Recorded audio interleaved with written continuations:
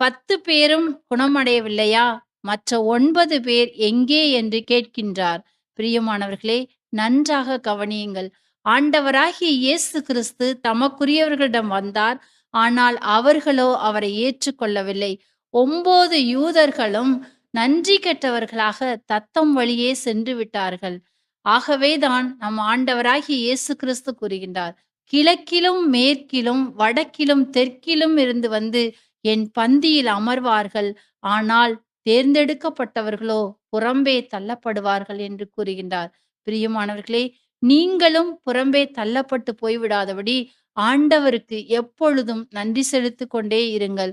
நீங்கள் உயிர் வாழ்வது ஆண்டவருடைய மகா மகா பெரிய கிருபை என்பதையும், அவர் செய்த அற்புதம் என்பதையும் ஒவ்வொரு நாளும் உணர்ந்து, உங்கள் வாழ்நாளெல்லாம் நீங்கள் ஆண்டவருக்கு நன்றி செலுத்திக் கொண்டே இருங்கள். Praise the Lord.